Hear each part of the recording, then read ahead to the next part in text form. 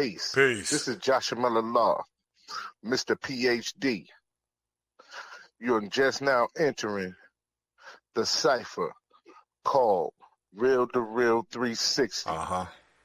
KYs. Peace, God. Bring that beat in, kid. Indeed. Peace. Yeah. What's going on, party people? Welcome to the Real2reel360 show. Let's get it in. We do the knowledge and wisdom so you can understand. Real360 shows in full command. We changing the game for how it all was taught. From bondage to freedom to an independent thought. Yo, the show is here to bring about a change for real. To lighten everyone so we all know the deal. 360 degrees is a fact. We created the show to give our love back to our communities so we can know what's going on and give them the support from knowledge to born. So if you're ready to learn, then it's time to go. Sit back and relax and enjoy your show. Peace. Am I the meanest? Sure enough. Am I the baddest mofo low down around this time? Sure enough. But who am I? Joshua Law. Who am I? Joshua Law. I can't hear you. Joshua Law, Mr. PhD.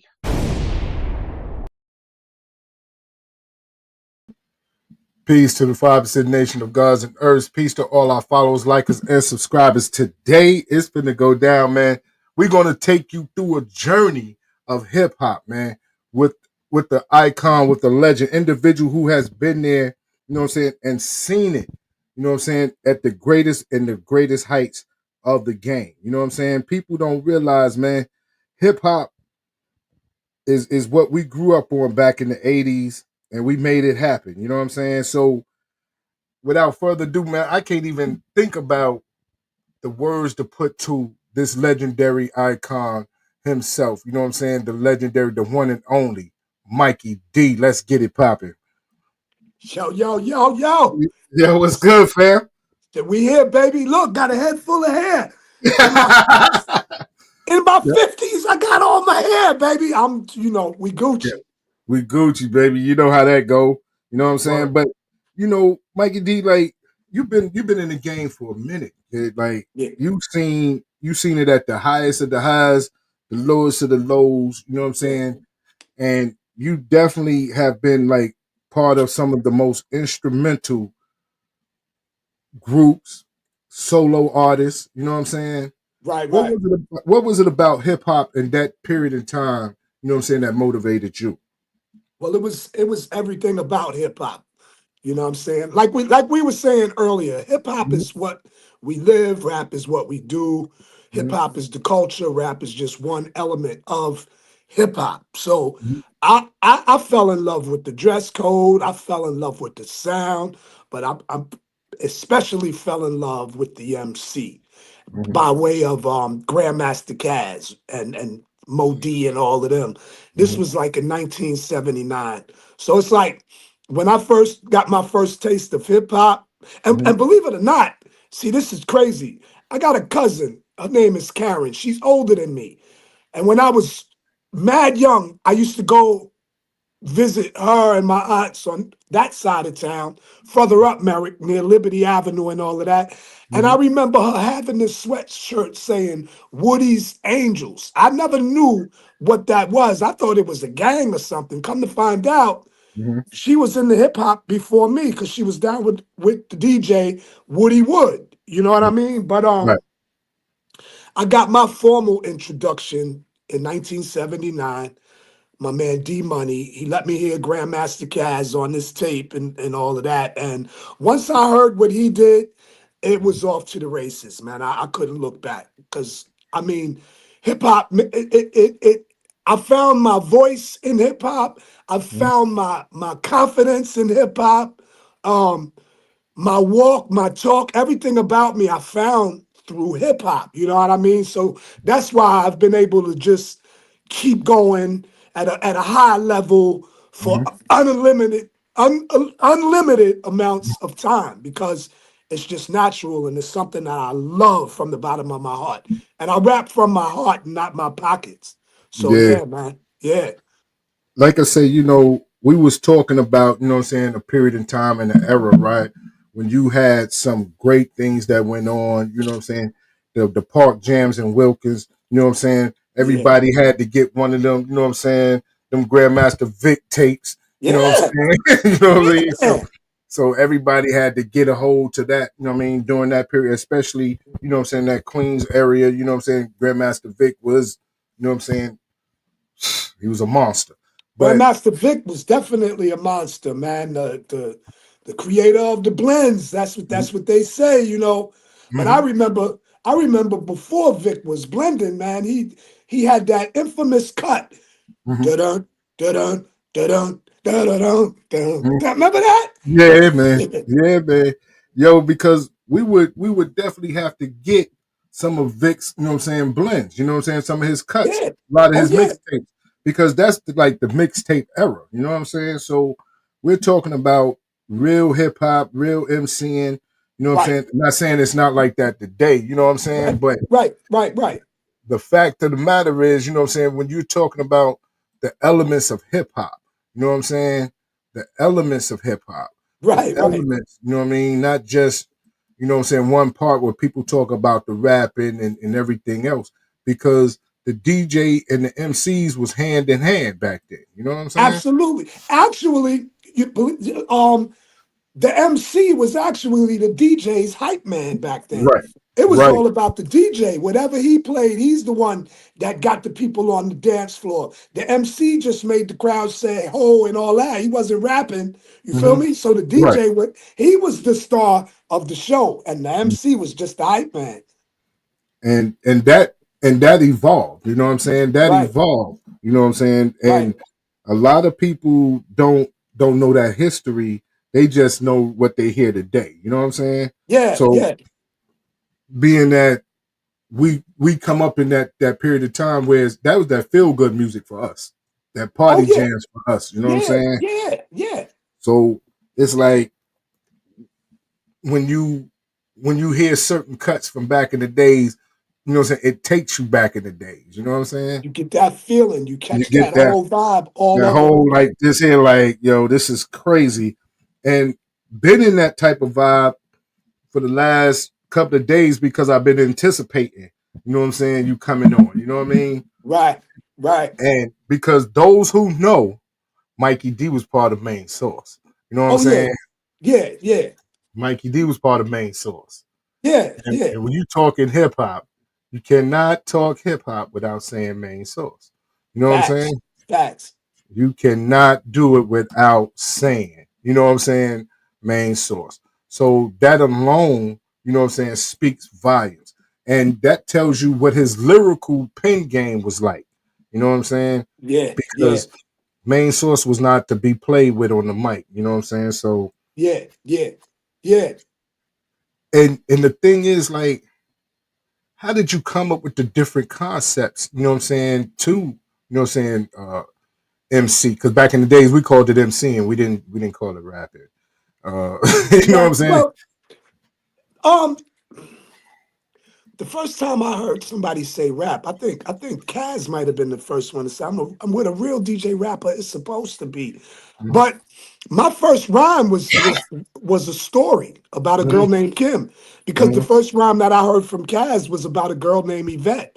So Hmm. after I heard that and went next door and started, finding myself and doing my thing, I wrote a rhyme about Kim and I used his blueprint. So from that time, for a few months to a year after that, everything that I wrote was conceptual. You know what I'm saying? I wasn't really introduced to battling somebody or comparing notes with an Hmm. opponent. I Hmm. was I was kind of behind the scenes. I was still shy. I Hmm. didn't have my confidence yet. I was Right. getting nice and all of that, but I don't know. Once I heard Mo D and Busy B and the way Mo D attacked him, Hmm. I was like, wow, that's different. And then I heard Grandmaster Caz on another tape. Hmm. Excuse me. There was like a heckler in the audience, and Kaz went crazy on a rhyme dissing the dude in the audience. So I started writing witty, disrespectful rhymes, and Hmm. I actually found more pleasure in being disrespectful than I did in being conceptual. You know what Uh-huh. I mean? And Right. This is pre 40-ounce days. Now, when the 40s came into play, that added the extra fuel to a brother. And man, listen, that's when I became the battle rapper, Mikey D. I mean, somebody tested me. I mean, I was getting tested like in certain ciphers, like if we were making tapes and all of that. But that was cool. That was all neighborhood type of stuff. But when I started venturing out and, you know, feeling cocky and all of that, a little tipsy, I would just battle whoever was around. And, you know what I mean? I really liked that taste of blood, man. You know what I mean? So Yes, sir. I love everything about this hip hop thing, man. Like I said, it found my confidence through hip hop, and I never looked back, man. And then I found it easy to rap about what I really saw and what I was really doing, opposed to making up a story. You know what I'm saying? Right. So yeah, it's just something that stuck with me. That's why I feel like I have this timeless flow, because I can adapt to anything. Not saying that I would use the cadence that our youth are using, but I update and evolve myself by trying to be better than what I did yesterday. Because like you said earlier, when you hear nostalgic stuff, you get this feeling and it takes you back. See, the younger audience, when they hear us, they just think it's old because they don't know what that feeling is all about. You know what I'm saying? And I understand that. So when I'm spitting my stuff as an older spokesman, I'm educating the youth and I'm inspiring my peers at the same time, because us as older adults, we're not supposed to ride the youth's wave. We're supposed to be the creator of it. You know what I'm saying? And at the same time, we can't hate on the youngsters for what they're doing, because they're doing what they love. But I'm still here for the adults and their parents, man. Yo, I'm gonna tell you, I had told my man Ron, I said, yo, I've been in the catalog, man. You know what I'm saying? I'm in the catalog. You know what I'm saying? So since I've been in the catalog, I'm gonna take you back a little bit. You know what I'm saying? I want to see what, you know what I'm saying, how you gonna act at this one. You know what I mean? All right. See how that I'm out of control. I'm out of control. I'm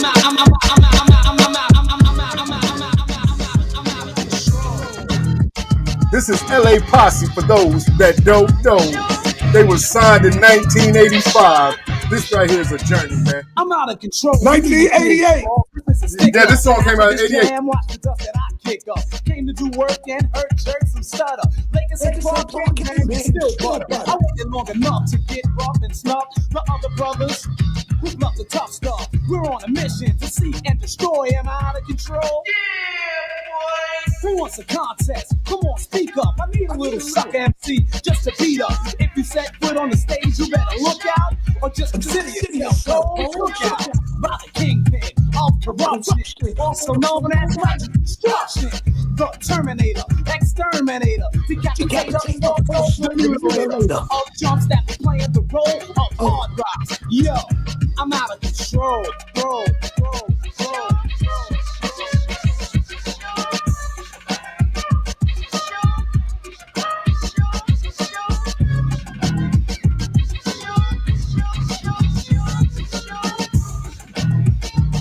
This that WAP era. Just in case y'all didn't I got know. nerves, don't I? That's why you think I'm a nut. People say I be illin', and I say, so what? I'm supposed to act just like these other MCs. You must be crazy. Man, please. This is Mikey D, and I'm dope, right? The baddest mother hoes ever heard. They tried to stop us before. Now we're back once more to let them know the true king of hardcore. Who's that? Second to none, and This is how it should be done. don't try to feel like I can't rhyme, cause you know you're on mine. And anytime I rhyme, I gotta be on time. Hate being rated, that's only okay. Is someone out there better than me? Thank you. And now that you know, sit back, just watch, don't talk. Yo, I'm out of control.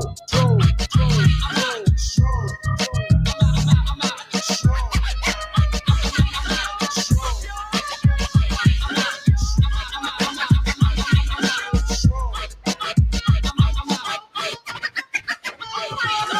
This is the way that we rock 'em.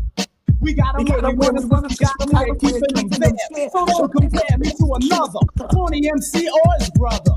It's Mikey D on stage, and you know I rock. I'm knocking all of these chumps right out of the box. And to those who thought I couldn't do it, how you feel now? You feel stupid. So you wanna be a pal? Well, let's keep it like you never knew me.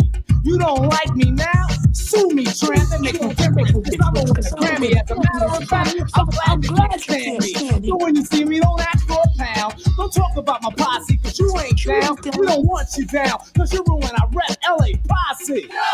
Let's step. Yes, sir.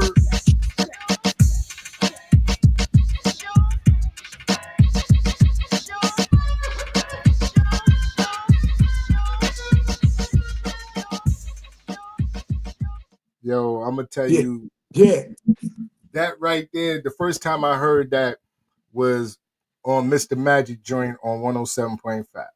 Facts. You know what I'm saying? 107.5, him and Marley Marl, they was playing on Friday night. You know what I'm saying? And he hit once Magic hit that world premiere on your shit, it's like world premiere. everybody shut down, like, you know what I mean? Get your tapes ready. Get your tapes ready. You know what I'm saying? Yeah. Because this is a world premiere. You know what I mean? Premiere. Yeah, man. And it's like, that was the feel good music of that time. That was our music growing up. You know what I'm saying? We always talk about, you know what I'm saying, our parents had their music, we had our music, you know what I mean? Even though, you know what I'm saying, we listened to some of their stuff, but that gave us our independence. You know what I'm saying? So I'm like, yo, that right there. And yo, Rod talk about he got to get his piece of cardboard so he can start breakdancing. Breakdancing on the cardboard. No doubt, Rod crazy.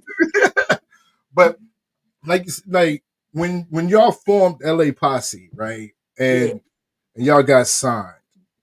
What was like that feeling, you know what I'm saying, for teenage cats to be out there like, yo, we signed, you know what I'm saying? They really rocking with us like that. You know what I mean? They really investing in us.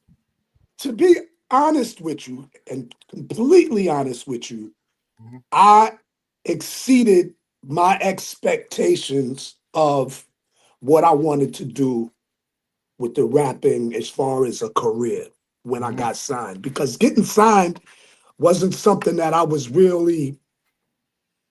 really worried about getting signed or nothing like that, because I was having so much fun just being me and just being young and free and that neighborhood hero and stuff like that. And I'm gonna tell you this. When LL Cool J and me used to rock together, Cool J was the one that wanted to get signed. Where he is today is where he wanted to be back then. So getting signed in the superstar status, those were his dreams. They were never my dreams. Although he said, look, we could be the next Run DMC, I just didn't have that. You know what I mean? So I was so used to making these tapes. Like, we would make tapes in Johnny Quest's house or Professor KB's house or Paul C's garage. We would make these tapes that would just bang in the streets. Like, we didn't need a record deal is what I'm looking at, because we already street certified, you know?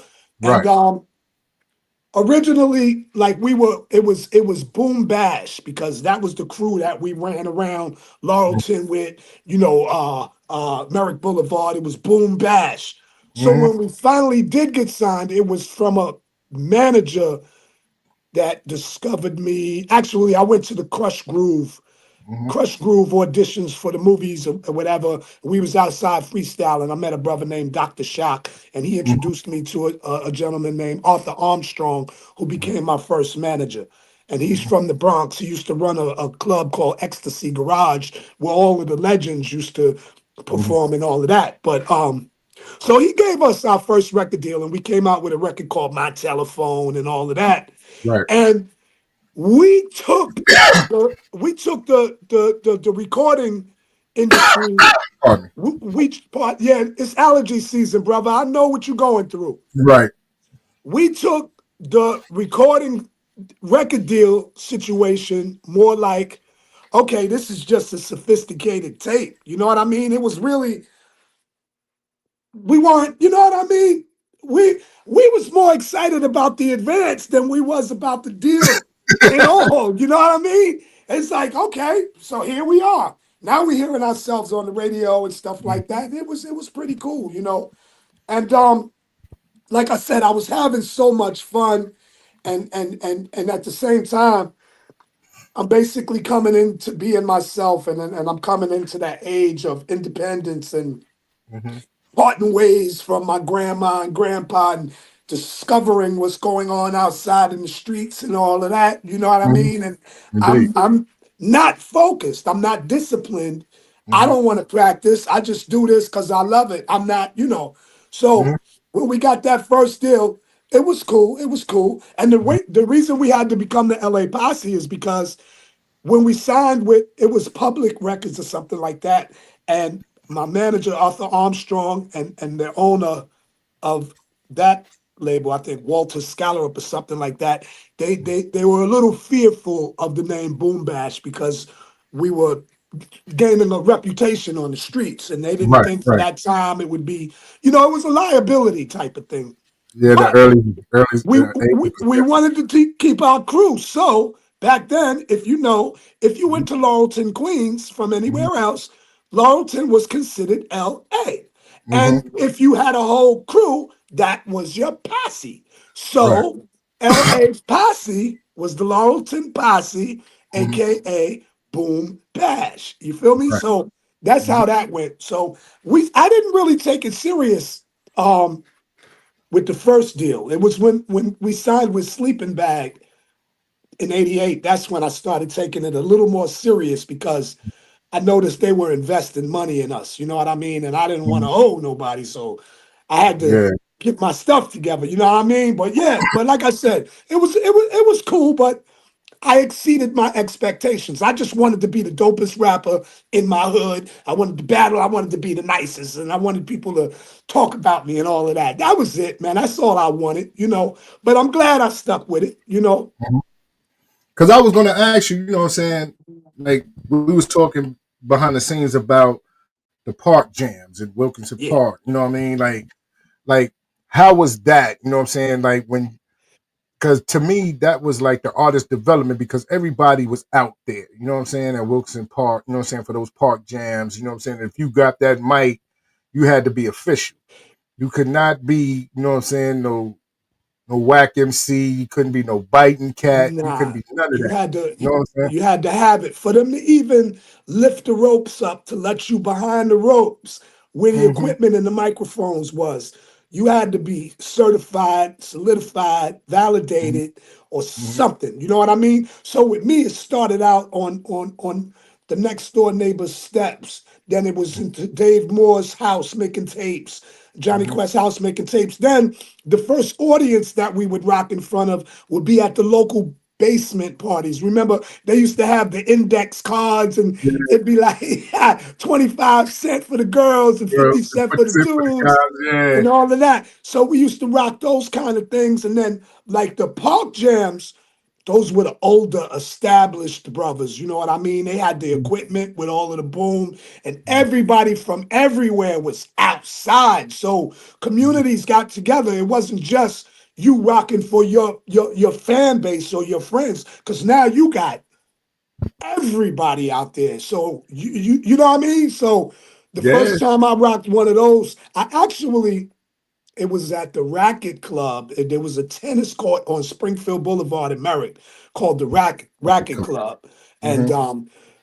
this brother Les Love, he used to bring Cold Crush down, Funky 4+1. I remember when Kid and Play, it was Kid something and Playboy or whatever, and they Right. was down with a crew called Quicksilver and the Super Lover MCs.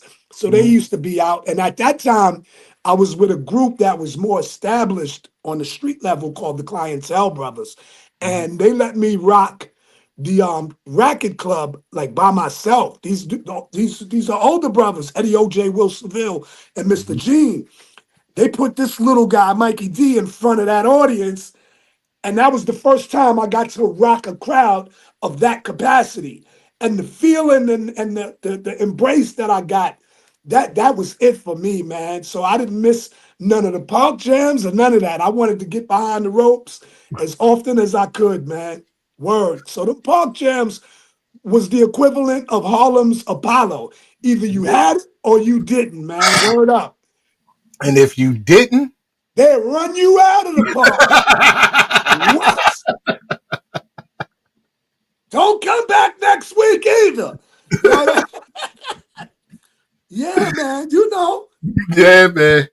Yeah, man. You know what I'm saying? Back in the days, if you couldn't flow, you didn't have no flow, you didn't have no skills, you couldn't do that. You know what I mean? Nah, you had to, you know. So yeah, I built a reputation where I started getting requested to come to these park jams. Cause I mean, I was battling out on the street, every street corner, every borough, every neighborhood. I was just pulling up and I was having so much fun with it. And it wasn't about beef. It wasn't about none of that. It was just about comparing notes, man. And I sparred against the best of them, man. You know what I mean? And it was a wonderful thing, man. I can't lie. I tell you, you know what I'm saying? I think about the times, when cats used to, you know what I'm saying, go uptown to the clubs uptown and you had to be a warrior. You know what I'm saying? You had to be a warrior because Brooklyn, first of all, was robbing everybody in the crowd. Everything moving. Everything moving. Then when you got on stage, you had to be on fire. If not, you was gonna catch that beating. You know what I mean? Yeah, man. Yo, it was it was bad, man. It was bad. I'm glad I was younger because I missed some of that stuff. I couldn't get in Right. them clubs, you know what I mean? But the clubs that I did get into, luckily, I didn't have too many altercations. It was when I started traveling outside of New York is when the altercations started coming in. And that's partly because the 40-ounce drinking and the cockiness and you know how it goes. But it was always it always ended up in love. You know, it is what it is. Shit happens. Yeah. This is stuff that we go through. You learn from your mistakes. Yes, man, definitely. You know what I'm saying? For those who don't know, man, you went from, you know what I'm saying, private stock to that OE and it I would was go down. I was old gold up, boy. I was drinking old golds before the 40s even came out. It was just quartz. I was on it. Doggone it. Now, you know what I'm saying? How the transition from LA Posse to Main Source, how did that, you know what I'm saying, come about? Well, what happened is LA Posse, we got picked up by Sleeping Bag Records after the first record label. We did 2 records for Public Records. And then Mantronics and Tila Rock or something. I think Tila Rock, he always tells me this story because I always wanted to know how the hell did we get to Sleeping Bag? Because they got all of the dope artists over there. EPMD Right. was there and all of that. But Tila Rock told me, you know, they used to my name was floating around out there and with the battles and all of that and Sleeping Bag, they got interested and originally I believe I was supposed to try to get down with Mantronics. I think Tricky T at the time was going through something and Mantronics wanted another lead rapper, but I couldn't facilitate that because I had Paul C and Johnny Quest with me. So they allowed us to work on our own stuff. Sleeping Bag even entered me into the New Music Seminar, 1988, where this is Battle for World Supremacy, where I Yeah. battled top dog MCs for a gold belt. You know what I mean? And I won that, and then we started working on our album in early to mid '89. But then we had the tragic loss of Paul C, which was our producer. A lot of people know Paul C for producing super dope tracks for like Biz and Queen Latifah, Rakim, and all of that. But with us, it was more personal because he was more like a brother. He was down with the group, and you know we were a team. So we lost him, so that kind of took a toll on me. And then at the same time, you got to remember, LL Cool J and myself, we were going through this rivalry at the time, you know, and I take blame for that. We were going through this. So in '88, he came out with, I think, Bigger and Deffer, and he had some producers on there called the LA Posse. Now, we knew nothing about them. They knew nothing about us. But Def Jam had the bigger bag because they were under the umbrella of Columbia. So they wanted to take us to court. And I don't think Sleeping Bag wanted to fight that battle. So they wanted us to drop our name. And I wasn't feeling that. We just lost Paul. Now they want to sue us over a name that we came up with. And everybody out here know that that's us. And then it was the gangster rap era was coming up. And I just wasn't, I didn't have it no more. I didn't feel it. Like, you know what I mean? I'm not gangster, and Paul's gone, and you know what I mean? Excuse my language. So I'm just, and I'm drinking profusely. You know what I mean? And Right. then I just had my daughter, so things was going crazy, and I just had to clear my head for a couple of years. So from '89 to '91, early '92, I moved to Florida for a while just to get my mind right. But anyway, when I came back, I was doing security. And matter of fact, yeah, I was doing security, but my man Mike Beasley from around the way, he picked me up one day and we just riding around and I'm rapping for him. You know, he turned the radio down and all of that. And he's just listening to me rap. And he's telling me, yo, my cousin's got this studio in Manhattan called Hush Productions. Now, Bo and it was Bo and somebody, Higgins or Huggins. One of them was married to Melba Moore, but they had a bunch of artists and this, that, and the other. So he took me over there, and I was freestyling there, and Jeff Red came through. The singer, Jeff Red, he came through and he said, yo, you ill, you ready? And I was like, man, what it sound like? You know what I mean? But he gave us a number and an address to meet with somebody. He said, this is an established group. I'm not going to tell you who they are. Just meet with these people. So we called the number. It was a young lady named Tandy Weems. And then we went to the crib the next day and Sir Scratch was there. I still didn't put two and two together. But anyway, he asked me, you know, spit something, blah, blah, blah, rhyme for him, blah, blah, blah. He got his brother on the phone and K Cut. He said his brother K Cut. Now I'm starting to, little spider senses is tingling. I'm like, wait a minute, K Cut, Sir Scratch. You know what I mean? It's starting to click now. Yeah. And it was Main Source. And so that was the introduction to them. I didn't have a clue about Large Professor leaving the group or nothing like that to pursue his solo career or anything. All I know is they wanted me to work on this second album with them. And that's how I got to Main Source. And what's funny is life has a way of doing a 360 on you. What goes around comes around. Because, like I said, Paul C was down with my group, but Paul C was also Large Professor's mentor before I even knew who Large Professor was. Wow. Paul C was showing K Cut some things on that SP12 that I didn't even know about until we started talking, and Paul C was down with me. You know what I mean? So it's just crazy. So that's how I got introduced to Main Source, and yeah, the rest is history. Yeah, because like the song said, man, only the real survive. You feel me? Only the real survive, baby. That's it. That's it. So What's going on? What's going on? What's going on? Yes, sir. Yo, lyrically and musically, the Main Source has it all. I name is to rap with Michael Jordan's name, Mr. Basketball. We got the detectives are subjected to a musical treat and keep the heat on the phonies with them weak beats. Street beats is what keeps the source at another level. You can't use a shovel and see the devil. So how you gonna see us with the whacked out, cracked out beats, little freaks? You need to back out and make way for veterans better than etceteras. When you take a hit of this here medicine to represent, you need potential to rock an instrumental off the top of your head using the mental and see if you can move a party when you're rocking live. Only the real survive.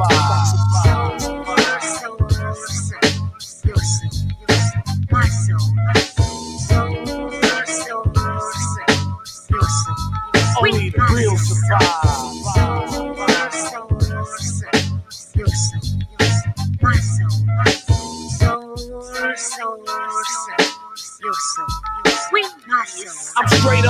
hardcore, the freestyle fanatic is dramatic. Been locked in the attic, now let loose like an automatic. Save the static for the ones who represented hip hop. Got props, hit the top and went pop. I'm still a soldier, a veteran. I told you, I paid dues to rap. They paid a toll and crossed over, and now they wanna come back home to the streets where the real brothers roam, pumping G beats, puffing nerve on the curb, living life up. A pocket full of tapes and a spare tray, CeeLo dice. What's a brother gotta do? Be true to the crew, be true to yourself too, and make sure you stay live, but keep it on the down low. Only the real survive. Yeah. Only the real survive.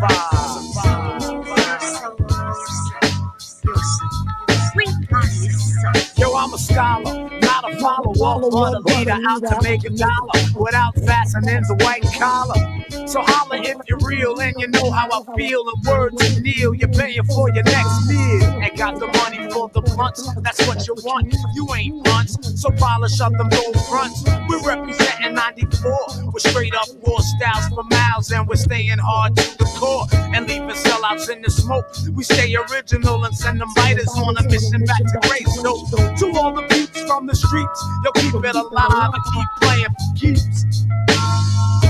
We all gotta strive. Main source, tell them why. Only the real survive.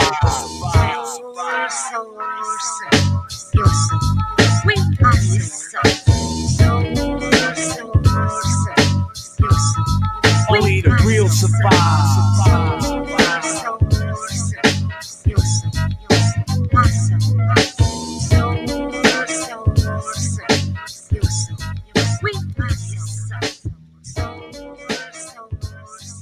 Yo, you know what's real crazy? What's up? I can remember all of my old records word for word, and I cannot memorize my new joints to save my life. You know why? You know why? Because Why? back in the days, we had to remember phone numbers. Oh, yo, that's a fact. That's a fact. We had to remember phone numbers. Yo, that's a straight fact, man. Oh, man. You know, so the mind, you know what I'm saying, was definitely much stronger back then. We handicapped by the, you know what I'm saying, technology. We didn't have it. But I'm going to tell you something. The one thing I didn't do is I never used my phone or iPad to write rhymes. I still use the book and the pen, man. Yes, sir. I'm still on paper and pen, man. Ask anybody that comes with me to the studio. If I'm not freestyling it, I'm just gonna write it on the thing and put it on the music note table and rap it like that, man. Word up. Man, listen, you know, back then, like you say, you might meet a Wiz, you know what I'm saying, on Tuesday, might not call until like Friday, and you know exactly what that number was. You know what I mean? You exactly, you know. Peace to my fam, Hood News in the building, Long Island in the building. Let's get it, man. Definitely. But during the 50-year hip hop, right? Yeah. You came out with a joint, man. And I wanted to, like, how does it feel to be in the game and be a significant part of the game? You know what I'm saying? That has changed individuals' lives, and also to put them in a situation where they can take care of themselves for the rest of their life. Yo, it's just blessings, man. It's just blessings. It's just being true to yourself, being true to others, and understanding that everybody is not put here to shine. Some people are put here to be stepping stones. You know what I'm saying? Like, some people are here to learn from you. And I can proudly say I inspired people that are in very high places, and I'm proud of where they are. You know what I'm saying? It's not about money. It's not about always talking about you or none of that. Just the fact that you know that you sparked something in that person, that's all I need. And like, I've been sober for like 12, 13 years now, and I noticed that all of the opportunities that I missed in my younger years are finding their way back to me now. You know what I'm saying? So the door's never shut. It's just I missed I missed the opportunities the first time for very good reasons. Maybe God was protecting me from something that was behind those doors. You feel Right. me? Something that I wouldn't have been able to handle Mm-hmm. with the mindset that I had back then. Now I'm able to accept all of the blessings. I'm able to share the blessings. I'm able to make wise decisions.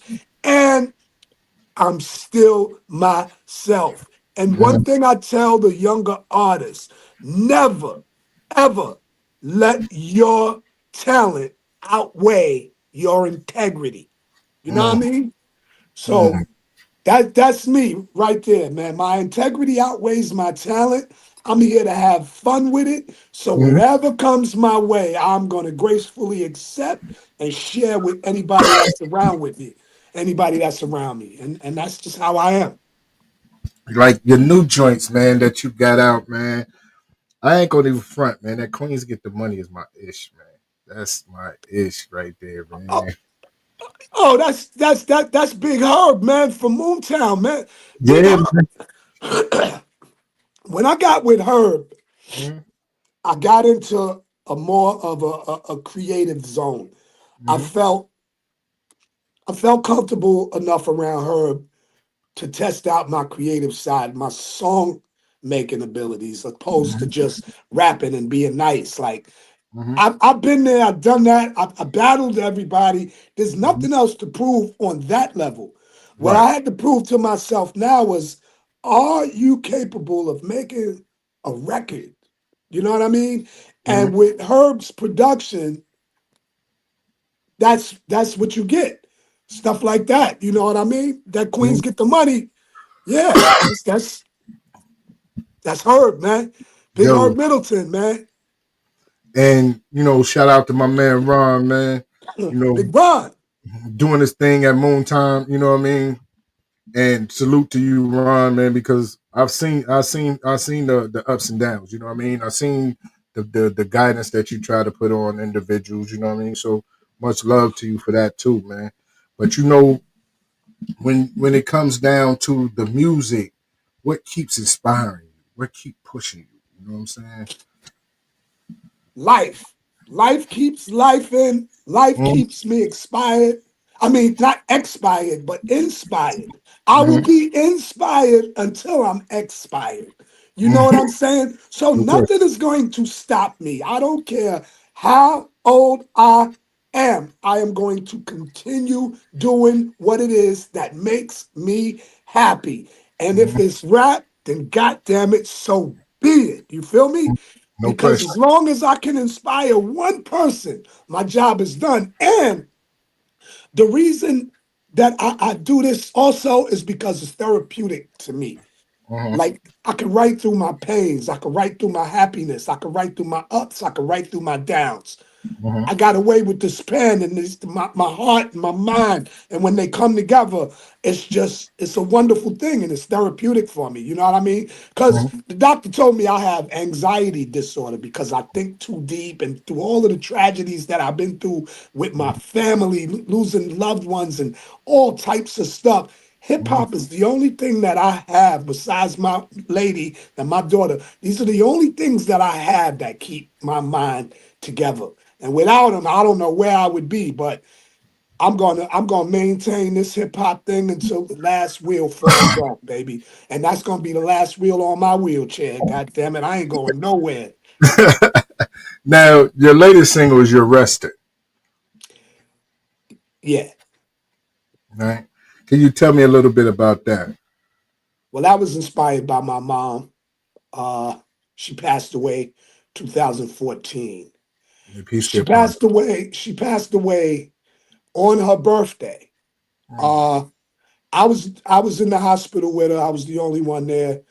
She Mm-hmm. went into the hospital on that Friday, which was the 17th, and the doctors were saying that there was nothing that they could do, and I was like, well, let's keep her on this machine and let's wait till her birthday. Let's just see because miracles can happen, and I talked to my aunts, my mother's surviving two sisters, and they were like, Mike, it's on you. You are only child, so blah blah blah. And I just started thinking about how spunky my mom was, and how many lives she touched, and how independent she was. And I had to come to the critical, uh, you know, what is it, decision Mm-hmm.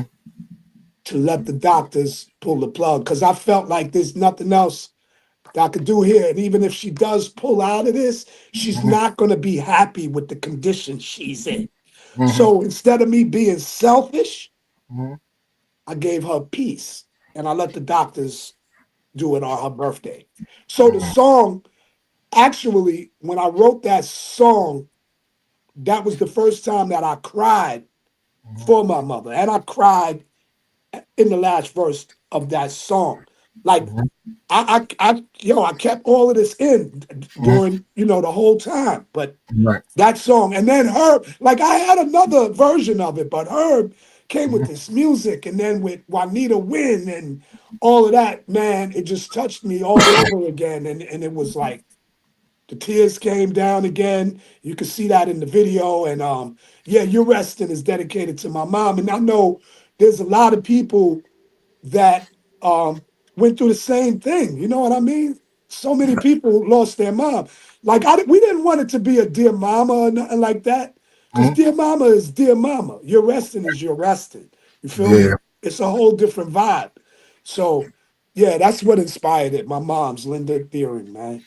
May peace be upon her. And I'm glad that you said that because, your statement like kind of resonated with me. My mom returned to the essence in 2004, and she was on the machine, you know what I mean? And I've always been in conflict with signing the DNR because he told me that even if she made it, she would be a vegetable. So, you know what I mean? Right, And, right, you right, know what I mean? And as being like her only living child, it's like some part of you selfishly be like, yo, I shouldn't have done that. You know what I mean? I still have her. You know what I'm right, saying? right. But the See, reality, you you got got to to let it. you can't be selfish. You got to remember, as much as you want to keep your mother, the Most High needs her more. You feel me? So Good question. you don't want to go against the Most High. So if the Most High got better plans for mom, so be it, man. And I'm at peace, man. You feel me? I Good know question. she's doing good now, and she's here with me. So she's No, celebrating every step and every breath I take. no doubt. You know what I mean? So, I want to play a little bit of it, so Hey mom, it's so good, I know you listening. I don't have to drop to my knees with prayer hands and start whispering. You that shiny bright star, I see you listening. With Nana, Jerry, and Daddy, I'm still missing them. Everything is everything, I'm still sober. Gained a couple of pounds trying to stay away from soda. About to switch the Jeep up, I'm thinking about the Range Rover. And you know I'm still rapping, the game still ain't over. I think about you every day, that's why I'm rapping to you. And everyone around the way asking what happened to you. I keep it moving, I don't want to speak about it. Turn my cell off, and I even went a week without it. But I ain't stressing, I know this was a blessing. God wanted you there with him, and my faith he's testing. And I don't even have a question, cause I already know in paradise you're resting. Cause I already know. And I know your soul's in a better place. You're resting. Oh, I know that you're resting. And me and Wanda's doing great. I'm feeling blessed today. 10 years together, and it seems like yesterday. My daughter's beautiful. She get it from her grandma. And oh yeah, I'm about to be a grandpa. And I can't wait, cause as soon as I'm a gramps, you're officially great. Yup, I'm still upstate, grinding with that 9 to 5 until they give me a break. And I be daydreaming, my man stays scheming, still burning up the stages, and the fans, they screaming. Security, telling them to back off. Every time I'm at the store, I think about you and the scratch off, cash word double. I'm always thinking of you, I'm just staying out of trouble, still waiting to bubble. And I ain't gonna cry like the doves do. As long as you know I'll always love you. I already know. And I know your soul's in a better place. You're resting. Oh, I know that you're 'Cause I resting. already know in paradise you rest. You got your wings and you flew away to a better place. Mama, there ain't no guessing. 'Cause I already know that you're resting.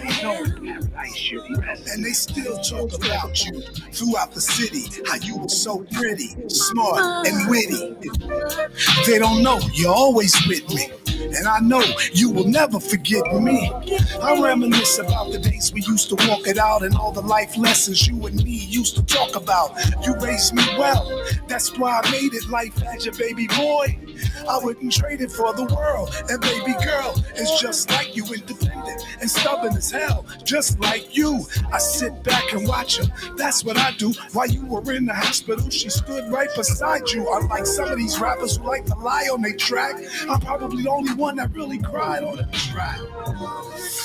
This one I had to write to until we meet again. Your son, Michael. Yeah, boy. Woo! Yeah. Man, That one right there definitely do it to you, man. You know what I mean? man. It hits me every time, man. Pardon me. Yo, you Shit. good, brother. You good, man. Ah, man. You could definitely feel it. You could. Those who have lost their mom could definitely feel that. You know what I Word mean? up. Because Yeah. when you first lose your mom, you lose a part of you that you think you would never find again. Period. And the Word. whole Woo! time she's still there. That you know what I mean? It's just a whole different vibe, man. You know? Telling you, man. Yeah, man. Yo, Herb, man, I owe you. You got me crying on national TV. Yeah. But, yo. Yo. But see, this is just to show you that I'm a real person, just like everybody else in the chat, man. Mhm. I'm not Superman. I'm, you know what I mean? No And question. yo, that You know, Mikey D, man, I tell you, you know, we look at the 80s, a lot of us, as our coming of age. You know what I'm saying? Where we step out and we starting to experience different things, like you said, in the streets and in life, and you know what I'm saying, girls, and you know what I'm saying, the courts to the 40s. You know what I'm saying? Then you right. try to do better, and you break down to a 22, and then you buying a bunch of 22s. Yo, don't start. Don't even see. I was gonna let you go, but now that you want to talk about it, you're 100% right, man.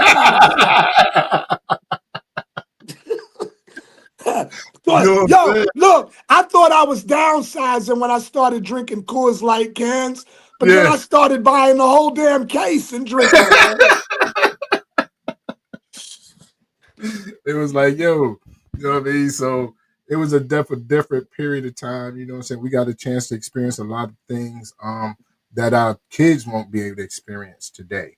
You know, Right.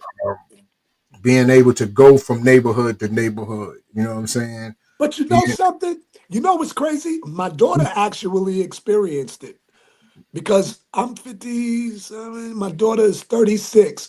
When I was running the streets and running from studio and park jams, guess what? I had my baby girl with me.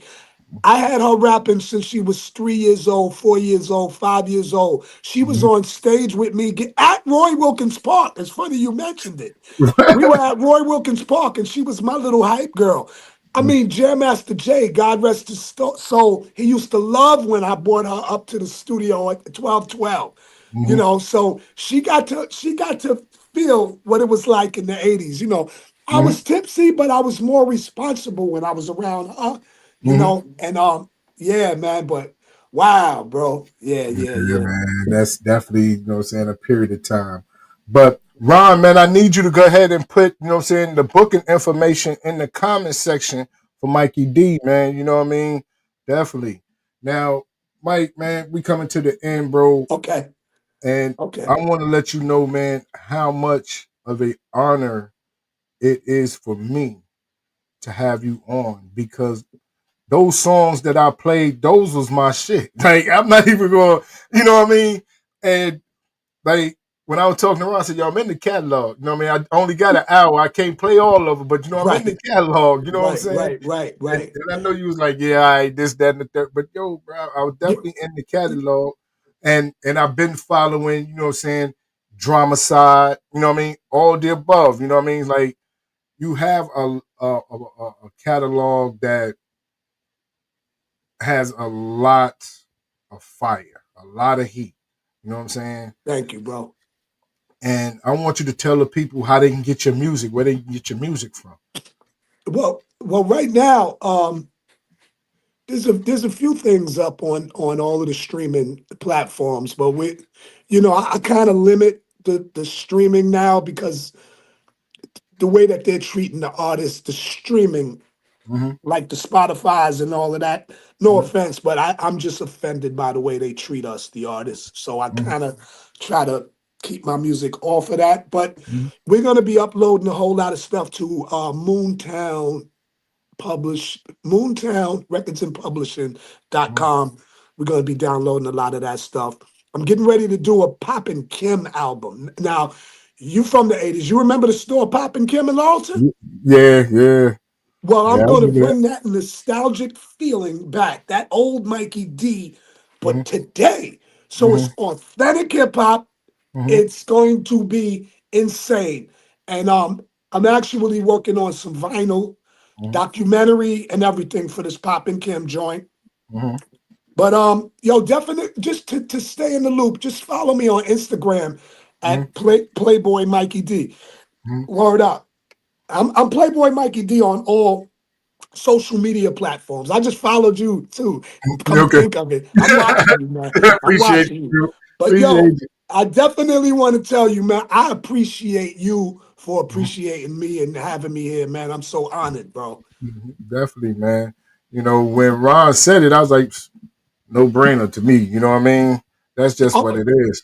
Yeah, You know Ron what I is a good dude. Did he mean? tell you about 35 Cent? Because him and Herb Middleton, they're gonna have to get together and pay me that 35 cent they owe. I've been quiet about it. I promised him I wouldn't bring it up on this interview, but because you said his name a few times, it was like kind of picking at me. So Ron, I'm gonna need that 35 cent. I'm gonna be coming to look for it now.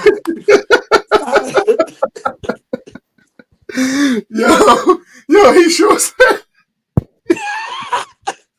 Yo, it's crazy. He said that too. Yo, that's crazy. Yo, I want to thank everybody who's been watching this interview right here. That's on Facebook, on Twitter, on Twitch, on YouTube. Who's on Instagram, on Third Coast Society TV, on GC Radio, and also too. This will be the morning show interview for 82.3 in Columbus, Ohio. So thank y'all all, man, for checking this out and then taking a walk with me back into the golden ages of the real hip hop. So with that being said, man, we about to be up out of here, but this is how we gonna go out on this one right here, man. Straight up and down, because if you know, hip hop, happy 50th anniversary. You better believe we gonna be around for 50 more. Don't be rocking with Herb Middleton, Moontown Records, baby. Moontown Records, baby.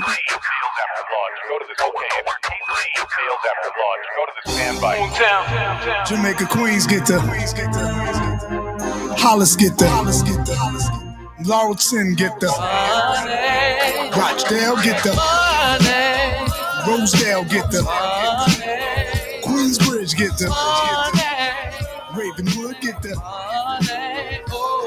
I mean flow, so dope it'll make you lean low. My people in Jamaica, Queens, know watch what we doing. It's this money we like pursuing. Better watch your step, it's your rep we might ruin. GMB with the blends, that trend. He did it in the park with his friends back then. Move your feet when you're bumping this beat. Something smooth and unique, but it ain't nothing sweet. Yeah, they was sweet. You know my niggas that be out and about, they the street. They used to diss us, but now they can't resist us. Used to say that we was quiet, but now they gotta frisk us. And it's an actual fact that beauty mark on our back look like a natural tat. Hey yo, they clapping at us, and we clapping it back. Yo, fuck beef, let's get this money and be happy with that. Rockaway get the money. Van Wyck get the money. St. Albans get the money. Cambria get the money. Elmhurst get the money. Corona get the money. Flush and get the yeah, it's a new day, hooray. We play, you pay. Flipping them wigs like Trump did with his toupee. It's Queens, baby. It is what it is, that's what it means, baby. Fuck you, pay me. Just kick your feet up, we grind it. Now watch the money counter speed up. Just tell us where to meet up. We everywhere cause they need us. Jamaica Queens is the place that rocks. We stick and move without a trace back blocks. You know the vibe, shit, we all outside. Once denied, now they respect our pride. Manhattan keeps making it, Brooklyn keeps taking it. The Bronx had to supply it. Queens wanted to buy it. Staten Island and Long Island staying fly and shit. Can't be fly without the M-O-N-E-Y in it. Come on. Ozone, get the Queensville, get the Edge, get the Forest Hills, get the Jackson Heights, get the legendary Playboy Mikey D. Get the